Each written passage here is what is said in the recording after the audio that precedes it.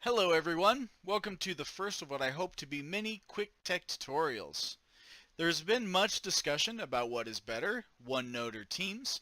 Well, Teams is basically OneNote, but with a few more things.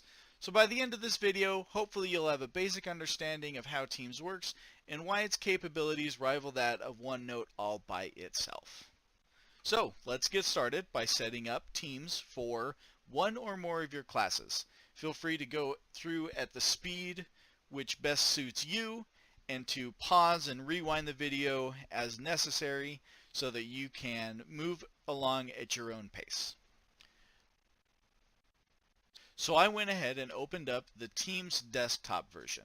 Now you can also use the Teams web browser version, whatever floats your boat. I'm going to go ahead and use the desktop version to show you how to navigate through Teams and just a few basics. So first things first, on the left side here you're going to see a bunch of classes that are arranged in who knows what order, named after their section number in a lot of cases. We're going to go ahead and clean this space up for you. So the first thing you're going to want to do is figure out what class is what. Now some of them might be named in a way that makes sense, so what you can do is if you know that one of these classes is, for example, your Spring 2019 Myths and Legends, but it's not named that, you just go to Edit Team and you can name it whatever you need to. Now if you get to a class and you're not sure what it is, what you can do is you go to More Options, Manage Team, and then look at the members list. Now these are all the students that are enrolled in that class for the semester that it is for. So what you can do is you can cross-reference this list of students with PowerSchool to see which class it is. So for now, go ahead and find a class which you know what class it is, rename it accordingly. What I have done, you can see this at the top, is I name the class the period, the class name, and then in the case of semester classes, which semester it is. These ones here at the top are the ones that are active currently. So 1A, 2A, 3A, 1B, 2B, 3B, and then my advocacy course, my club, our PLC, and then how to teach a bulldog. The rest of these are not actively being used. I've got a bunch of classes that are next semester, then all my teacher aids, and some extra advocacy ones for some reason. I don't need all these. So what you do, if you don't need them currently, but you don't want to delete them, you just go to More Options, and then remove them as a favorite. You can see 1B Geography Spring of 2019 is not a favorite currently. The star is not filled in. But any of these other ones, the star is filled in, and so it is currently a favorite. The cool thing about that is what you do is you just click on More, and it removes all of the things that you don't have marked as a favorite. So all I have now is a nice clean list in order, or an order that works for me, as to which class is which. So let's take a look at the things within Teams. I'm going to go with a class that has not been set up yet, so Myths and Legends Spring 2019. As you can see, you've got 4 different tabs: Conversations, Files, Class Notebook, and Assignments. Conversations is a fairly straightforward tab. It is basically a text feed. It is a place where you and your students can communicate openly.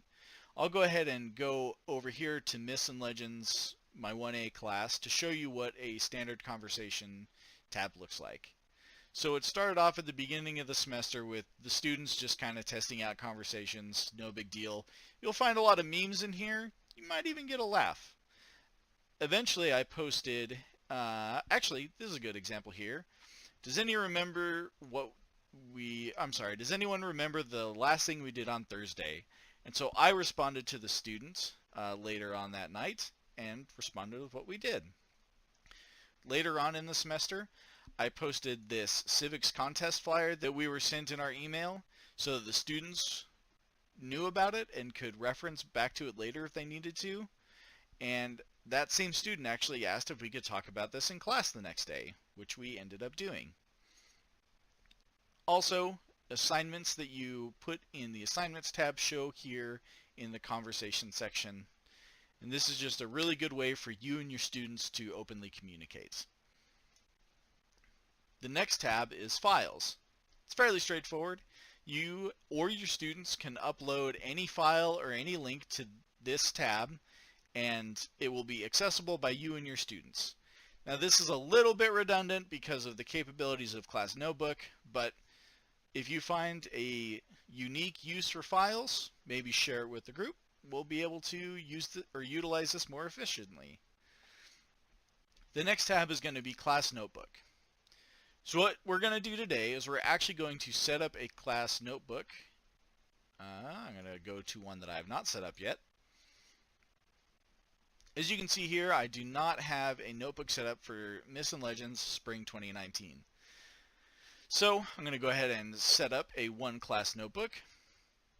You get in your notebook a collaboration space, content library, and student notebooks. It tells you what all those do, so go ahead and click Next. And then within each of the students' private space, you've got options for different sections. Now by default, you've got handouts, class notes, homework, and quizzes. I don't really use the quizzes one a whole lot because that's what I use assignments for, which is the next tab we're going to be talking about. You can add or subtract any sections you need to as you see fit. After you've done that, go ahead and hit Create, and after a unknown amount of time, it will be ready. 2,000 years later. Alright, so here we have a class notebook set up. It was actually fairly quick. I'm going to hit this, where'd it go? This arrow that's right up here next to Welcome to Class Notebook, and that's going to poke out all of the tabs you have for that class. Now eventually it'll also populate all the students you have in their private notebooks. I'll show you an example again over here in Myths and Legends. Class notebook, arrow. As you can see here, we got the welcome, collaboration space, content library, and all the students that are in that class. They have all of their own private spaces, which you can see, so private from each other, but not from you. So we'll go into notebooks a little deeper later. I just want to give you guys a brief overview for now, so let's move on to assignments. This is another tab where we'll go into some more detail later, but for now I'll give you a brief overview. Cool thing about assignments is this is where you can actually upload something for students to complete during a specified amount of time. Now you can create, which I will go over later. Let's go ahead and look at something that these students have already completed. For example, the Creation Myths assessment, I uploaded a Word document. They can then access that. They get their own unique copy, which they edit and then submit. And from your end, what you can do is hit review, and you can look at each of those students' submissions. You can comment on them and then return them. As you can see here, some students didn't turn them in, whether they were absent or what have you. Some of them did, and they have been returned. This is super convenient. You don't have any more this need to carry around papers, or the dog ate my homework, or having to decipher student handwriting. It's all typed, and it's accessible at work and at home. Super convenient. Again, this is something we'll go into a little more detail later, but for now, that is what the Assignments tab is. So, you should have at least one notebook set up now under Teams. If there's anything specifically you would like me to cover for next time, feel free to leave a comment on the video or email me, and I would be more than happy to cover that next time. Thank you for watching, and good luck in the classroom.